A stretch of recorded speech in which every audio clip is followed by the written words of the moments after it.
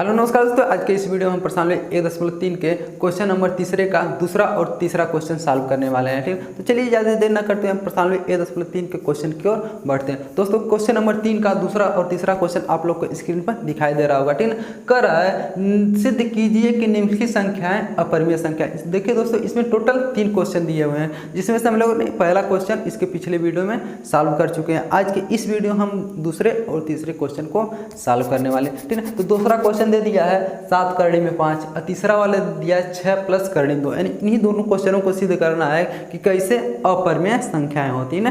ठीक है, तो चलिए ज़्यादा देर न करते हम इसको सॉल्व करके यानी सिद्ध करके दिखा देते हैं कि कैसे ये अपरिमेय संख्याएं होती हैं। ठीक है, तो क्वेश्चन नंबर तीसरे का दूसरा है। ठीक है, क्वेश्चन नंबर तीसरे का दूसरा क्वेश्चन। ठीक है, तो दोस्तों हम कैसे सिद्ध करते थे, जो कुछ भी हमको सिद्ध करना रहता था उसी का अपोजिट मान लेते थे, यानी उसी का उल्टा मान लेते थे। ठीक है, तो हमको अपरिमेय सिद्ध करना तो मान लेंगे कि संख्या क्या है, परिमेय संख्या। ठीक है, तो मान लेंगे माना 7 कड़ी में 5 का है एक परिमेय संख्या है।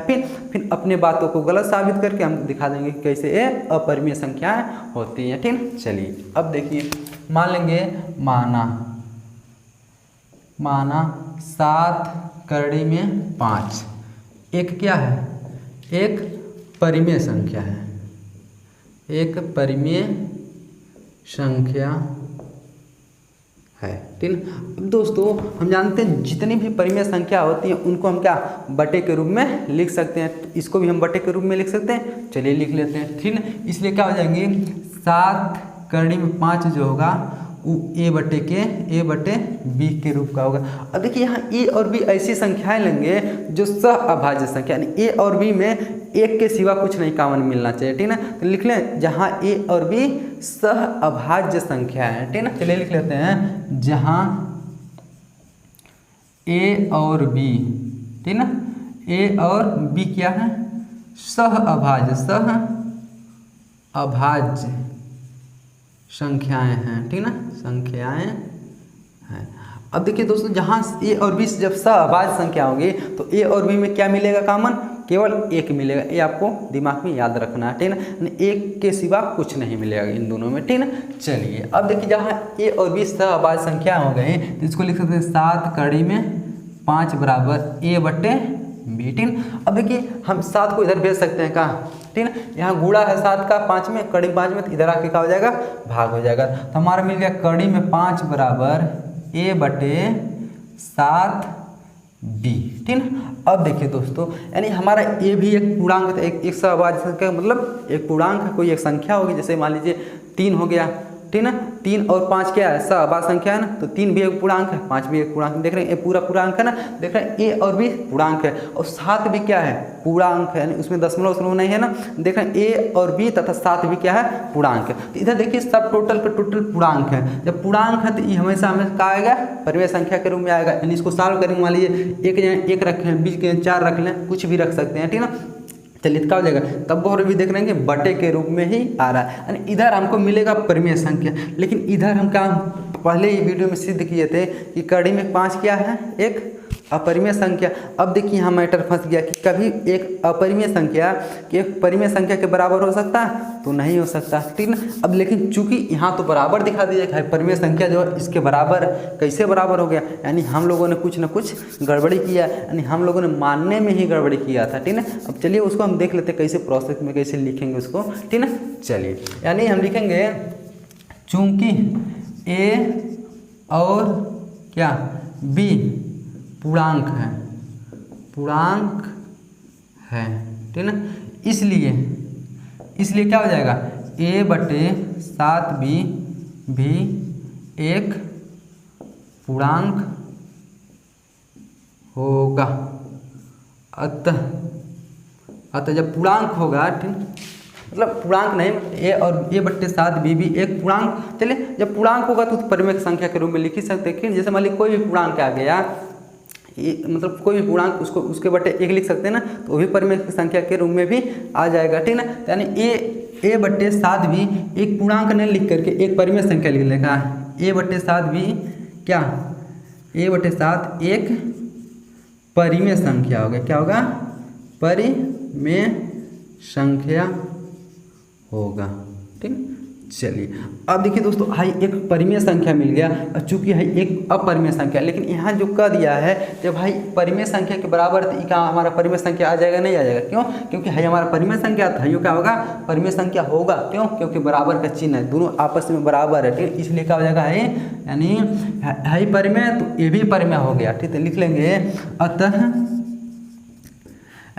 यानी कड़ी में 5 क्या हो जाएगा? कड़ी में 5 भी क्या होगा? एक परिमेय संख्या होगा, एक परिमेय संख्या होगा। अब देखिए दोस्तों, जब कड़ी में 5 एक परिमेय संख्या हो गया, लेकिन हम क्या जानते हैं कि कड़ी में 5 अपरिमेय संख्या होता है, लेकिन यहाँ तो हमारा परिमेय संख्या आ गया, यानी गलत आ गया ना, यानी विरोधाभासी परिणाम प्राप्त हो गया। इसका मतलब कि हम जानते हैं कि कड़ी में 5 अपरिमेय होता है, लेकिन उसका विरोध करते हुए यहाँ कड़ी में 5 क्या आ गया? परिमेय संख्या आ गया। तो इसको लिख सकते हैं ना, अतः यह विरोधाभासी परिणाम क्यों मिला है? क्योंकि हम लोगों ने गलत माना था, इसलिए मिला है ना। यानी लिखेंगे अतः यह विरोधाभासी परिणाम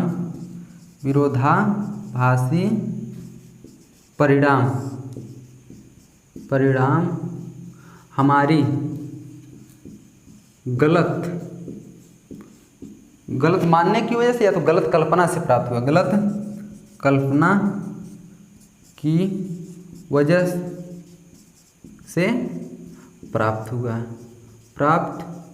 हुआ है, ठीक ना। ये हमारी गलत कल्पना की वजह से प्राप्त हुआ, इसलिए अतः क्या हो जाएगा? कड़ी में इसलिए क्या हो जाएगा? ये हमारा 7 कड़ी में 5 क्या हो जाएगा? एक अपरिमेय संख्या हो जाएगा, ठीक ना। इसलिए अतः क्या हो जाएगा? 7 कड़ी में 5 एक अपरिमेय क्या है? संख्या है, ठीक ना, अपरिमेय संख्या है। बस दोस्तों, बस यही इतना आप लोगों को दिखाना था कि कैसे 7 कड़ी में 5 जो होता है एक अपरिमेय संख्या होता है। तो कैसे होता है? तो ऐसे ही होता है कि 7 कड़ी में 5 एक अपरिमेय संख्या होता है, ठीक ना। दोस्तों आशा करता हूँ कि आप लोग क्वेश्चन नंबर 3 का दूसरा क्वेश्चन अच्छी तरीके से समझे होंगे, ठीक। चलिए इसको मिटा करके अब ये भी देख लेते हैं, क्वेश्चन नंबर 3 का तीसरा क्वेश्चन भी इसी वीडियो में सॉल्व करके देख लेते हैं, ठीक। चलिए इसको हम मिटा देते हैं। चलिए दोस्तों, क्वेश्चन नंबर 3 का तीसरा क्वेश्चन भी सिद्ध करके देख लेते हैं कि कैसे 6 + कड़ी में 2 एक अपरिमेय संख्या होता है। क्वेश्चन नंबर 3 का तीसरा ही कह रहा है कि सिद्ध कीजिए कि 6 + कड़ी में 2 भी एक क्या होता है? अपरिमेय संख्या कैसे होता है। चलिए इसको हम फटाफट सिद्ध करके देख लेते हैं। क्वेश्चन नंबर 3 का तीसरा क्वेश्चन, ठीक है। चलिए क्वेश्चन नंबर कौन सा? 3 का तीसरा क्वेश्चन, ठीक ना। बस इसमें भी वही काम करेंगे। मान अपरिमेय संख्या सिद्ध करना, तो हम क्या मान लेंगे कि परिमेय संख्या है, ठीक। मान लेंगे माना, ठीक। 6 + कड़ी में 2 एक परिमेय संख्या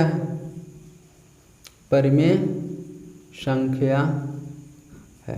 जब इसको परिमेय संख्या मान लिए तो इसको हम बटे के रूप में लिख सकते हैं, आसानी से लिख सकते हैं, ठीक। चलिए लिख लीजिए इसको बटे के रूप में, यानी 6 + कड़ी में 2 बराबर इसको लिख सकते हैं a/b, जहाँ a और b क्या है? जहाँ a और b क्या है? सहअभाज्य संख्याएं हैं। जब a और b सहअभाज्य संख्या, इसका मतलब दोनों में एक के सिवा कुछ कॉमन नहीं है, ठीक ना। चलिए अब देखिए, ये हमारा है 6 + कड़ी में 2 बराबर a/b। 6 को उधर लेके चले जाएगा, इधर बचेगा कड़ी में 2 बराबर a/b - 6 बच जाएगा का। देखिए प्लस था 6, इधर जाके -6 हो गया, ठीक ना। चलिए अब देखिए कड़ी में 2 बराबर हमें क्या मिल जाएगा? b क्या है? गुणा कर देगा, तो a - b का गुणा 6 में करेंगे तो 6b बटे यहाँ कितना आ जाएगा? b आ जाएगा, ठीक। अब देखिए दोस्तों, a और b का मान हम कुछ भी रखें हमेशा क्या आ जाएगा? परिमेय संख्या आ जाएगा।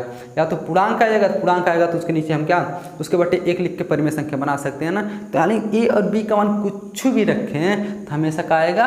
परिमेय संख्या आएगा। लेकिन इधर कड़ी में 2 हम जानते हैं, कड़ी में कोनो संख्या रहता तो क्या होता है? अपरिमेय संख्या, यानी जिसका वर्गमूल नहीं निकलता उसको छोड़ करके, 2 का वर्गमूल नहीं निकलेगा इसको छोड़ करके। वहीं 4 रहता था परिमेय संख्या कह देते हैं, क्योंकि उसका वर्गमूल निकल जाता। 9 रहता था फिर भी उसका वर्गमूल निकल जाता, 16 रहता उसका भी, लेकिन 2 का वर्गमूल नहीं निकलता, ठीक। यहाँ देख रहे हैं हाई परिमेय मिल गया, हाई अपरिमेय मिल गया, और दोनों आपस में क्या है, बराबर हैं। जब दोनों आपस में बराबर हैं, ये कब संभव ही नहीं है कि कड़ी मतलब एक अपरिमेय संख्या एक परिमेय संख्या के बराबर हो, लेकिन यहाँ तो बराबर आ गया।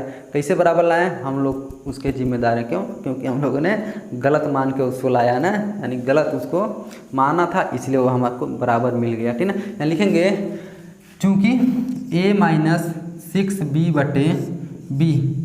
एक क्या है, एक परिमेय संख्या, एक परिमेय संख्या है, इसलिए कड़ी में 2 भी क्या होगा, एक परिमेय संख्या होगा, परिमेय संख्या होगा।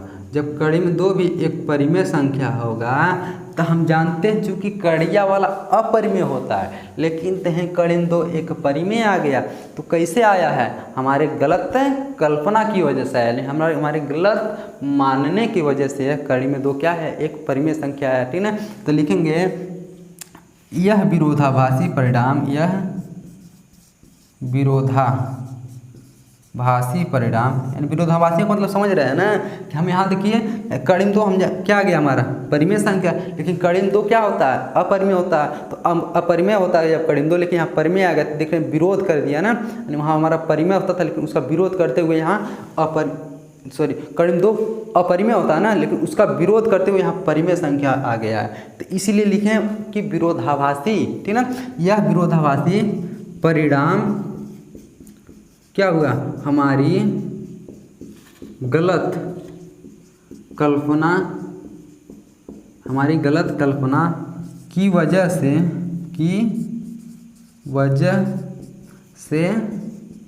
प्राप्त हुआ है। यह विरोधाभासी परिणाम हमारी गलत कल्पना की वजह से प्राप्त हुआ है। अतः क्या लिखेंगे, अतः क्या, हमारा 6 प्लस कड़ी में 2 एक अपरिमेय संख्या, अपरिमेय संख्या है, अपरिमेय संख्या। बस यही हमको सिद्ध करके दिखाना था। इतनी सिद्ध मैंने कैसे दिखाना था कि दिखाइए कि 6 प्लस कड़ी में 2 होता है क्या, एक अपरिमेय संख्या होता है। तो ऐसे 6 प्लस कड़ी में 2 एक अपरिमेय संख्या होता है। तो आशा करता हूँ कि दोस्तों क्वेश्चन नंबर 3 आप लोग अच्छे तरीके से समझोगे। तो प्रश्नावली 1.3 यहीं पर समाप्त होता है। इसके नेक्स्ट वीडियो में हम प्रश्नावली 1.4 के क्वेश्चन को सॉल्व करेंगे। तो दोस्तों मिलेंगे नेक्स्ट वीडियो में, आज के लिए बस इतना ही, मिलेंगे नेक्स्ट वीडियो में, तब तक के लिए जय हिंद।